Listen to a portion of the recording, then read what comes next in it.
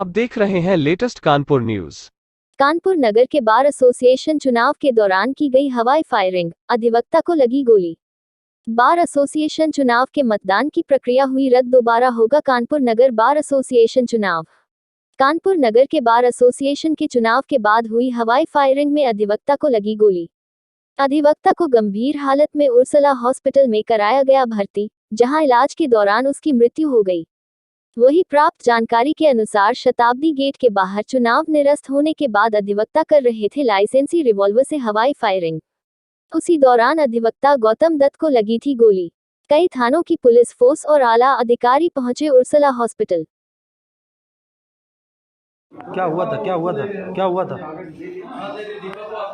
हमको नहीं पता क्या हुआ था, सिर्फ मुझको इतना पता है कि किसने क्या किया। मैं शकल किसी की भी नहीं देख पाया हूँ अभी तक, पर जिसने किया है हमको घायल किया है और उससे गोली लग गई। हो सकता टारगेट वो हो या हो सकता टारगेट मैं रहा हूँ, हो सकता टारगेट वो हो या मैं हूँ, मुझे नहीं पता। पर हमारे हाथ में भी आई है चोट और उनके हाथ में। महामंत्री जी, क्या घटना हुई है? कौन कौन घायल हुआ ये बताइए। यहाँ पे गोली चलने की सूचना आई, जिस पर मैं यहाँ आया हूँ। गौतम दत्ता हमारे अधिवक्ता साथी हैं, उनके पेट में गोली लगी हुई है गेट नंबर 3 पे, यहीं पे। तो वो इस समय उर्सला में भर्ती हैं। मतलब ये चुनाव के दौरान ही लगी? ये शाम को 7 बजे के आसपास घटना है। चुनाव हो चुका था और वो हमारे यहाँ रिपोल का इंटर कमेटी ने निर्णय लिया था। उसके बाद ये 7 बजे घटना है। वो इंटर कमेटी और अधिवक्ता यहाँ से जा चुके थे। तो ये कुछ पता चला कि वकीली पक्ष में या दूसरे अराजक? नहीं, ये अधिवक्ता नहीं है कोई, ये पता लगा कोई बाहरी लोग थे। अब ये कैसे गोली लगी क्या है, ये तो CCTV फुटेज जब तक आ जाएगा, क्योंकि यहाँ 2 तरफ कैमरे हैं, तो उसके बाद ही घटना का पर्दाफाश और खुलासा हो जाएगा। बात करती है कि सजा मिलनी चाहिए ना? बिल्कुल, अरे बिल्कुल, दोषियों चाहे वो अधिवक्ता हो चाहे वो ना हो, दोषियों को सजा हमेशा मिलनी चाहिए। ये महामंत्री हैं जो घटना हुई है, क्या हुआ है, पुलिस क्या कार्रवाई? जी, आज कानपुर में बार का चुनाव था, जो कि चुनाव कुछ विवादों के कारण रोका गया और उसके बाद में इसको दोबारा करने का निर्णय एल्डर्स कमेटी, जो वरिष्ठ अधिवक्ताओं की समिति आयोजित कराती है, उन्होंने लिया। ये निर्णय लगभग 5 बजे के आसपास हुआ और करीब 7 साढ़े 7 बजे घटना यहाँ पे हुई। हम लोग खड़े हैं, यहाँ पे एक माननीय अधिवक्ता हैं, उनके पेट में गोली लगी है और मौके से एक 315 का कारतूस भी अभी पुलिस ने रिकवर किया है। इलाज उनका कराया जा रहा है हाईलाइट हॉस्पिटल में और डॉक्टर्स देख रहे हैं।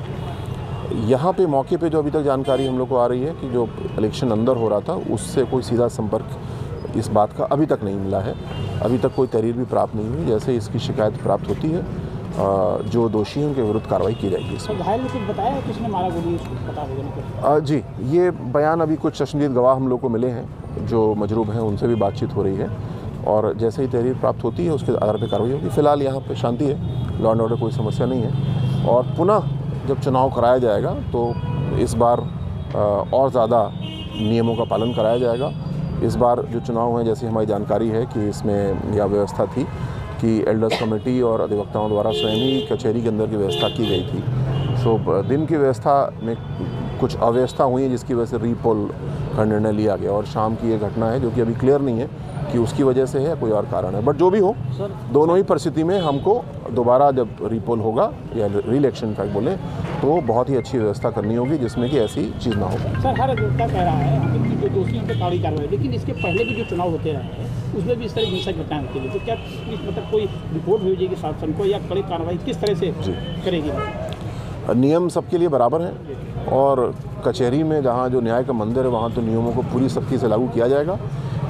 जिसने ये गोली मारी है उनके नाम हम लोग को अभी अनौपचारिक रूप से प्राप्त हुए हैं। जैसे ही हमें तहरीर प्राप्त होती है हम एविडेंस कलेक्ट करेंगे और कार्रवाई करेंगे। इसमें किसी को बख्शने की बात, क्योंकि वो लॉयर है या नहीं है, प्रश्न नहीं उठता। कानून सबके लिए बराबर है और वैसे ही कार्रवाई होगी। सर, आपसे कुछ अधिवक्ता भी बात कर रहे थे तो उन्होंने कहा था कि कुछ बाहरी आउटसाइडर जो वकील नहीं है तो उनके ऊपर किस तरह से नकेल कसी जाएगी? जो आज का चुनाव था इसमें एक्सेस कंट्रोल जो है वो बार द्वारा ही किया गया था, जो कि हमने पहले भी सुझाव दिया था कि जो जैसे किसी भी चुनाव में होता है, लोग आते हैं, वोट देते हैं और चले जाते हैं, भीड़ नहीं लगना चाहिए, किंतु यहाँ पे भीड़ रही है, पिछले सालों में भी रही है। अब इसके बारे में पुनर्विचार किया जाएगा। जिस प्रकार और चुनाव होते हैं उसी तरीके से पूरे व्यवस्था के साथ बिना भीड़ के चुनाव होगा तो कोई समस्या नहीं आएगी। सर सब्सक्राइब करें हमारे लेटेस्ट कानपुर न्यूज़ चैनल को और बेल आइकन दबाना ना भूलें।